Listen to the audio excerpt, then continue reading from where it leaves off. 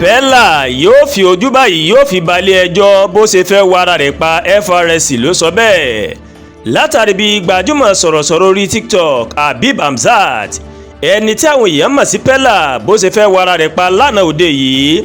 Àjọ tó ń rí sí ààbò lójú pópó FRSC wọ́n ti ní àwọn báyìí yóò mọ̀ pé Pella lẹ́jọ́ o. Àṣẹ ìpẹ̀jọ́ náà ó mà ló mà wáyé láti ọwọ́ ọ̀gá àgbà FRSC Shehu Mohammed nínú àtẹ̀jáde kan tí agbẹnusọ àjọ náà Olúṣẹ́gun Ògúngbémidé tó mọ̀ buwọ́lù. Ọ̀gá àgbà FRSC mọ̀ pàṣẹ pé ẹ̀ka àjọ náà fún ti ìpínlẹ̀ Èkó ó gbọ́dọ̀ bẹ̀rẹ̀ ìgbésẹ̀ ìpẹ̀jọ́ yìí lẹ́yìn ọ̀sọ́kà. Ó ṣàpèjúwe ìwà tí Pella mọ̀ wù bí àṣà kan tó ti ń gbilẹ̀ láàrin àwọn adánilárayá lórí ayélujára, èyí ló sì lòdì sófin tó sì tún léwu púpọ̀. FRSC wá sọ wípé ìwà àìbìkítà tí Pella mọ̀ wù lójú pópó márosẹ̀ Lẹ́kì ó lè fa ikú ọ̀pọ̀ èèyàn ní ojú pópó náà, yàtọ̀ sí tí òun fúnra rẹ̀ tó fi ẹ̀mí ara rẹ̀ tó fi wéwu. Kí èyí máa jẹ́ ìrántí pé jíjẹ́ gbajúmọ̀ kò túmọ̀ sí pé èèyàn kọjá òfin, bẹ́ẹ̀ ni kò sọ pé kí èèyàn hùwà tó léwu lójú ọ̀nà tí gbogbo èèyàn ń rìn. Ṣíṣe fídíò lójúkorojú, kíká àwòrán sílẹ̀ tàbí ṣíṣe ohunkóhun tó lè mú kí ọkàn awakọ̀ kó kúrò níbi tí ó máa ń wa ọkọ̀ lọ ó mà jẹ́ ìwà tó lòdì sí òfin ìrìnnà.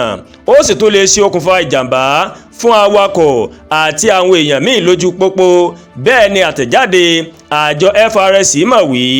Wọ́n wá fi kọ́rọ̀ wọn wípé lílo fóònù lásìkò tí awakọ̀ ń wa ọkọ̀ lọ́wọ́ ó mà lòdì sófin, àti pé àjọ náà rèé kò ní wojú ẹni yòówù tó bá lùfin yìí, dandan ni kó fojú balẹ̀ ẹjọ́. Wọn kò ṣàìrò àjọ Actors Guild tó ń rí sí ọ̀rọ̀ àwọn òṣèré àti amúlùúdùn láti fi ewì ọmọ láti fi mọ́ àwọn èèyàn wọn létí o kí wọ́n dẹ́kun ìwà tó lè ṣì àwọn èèyàn lọ́nà, nítorí ẹni tí à ń wò kì í máa wòran o.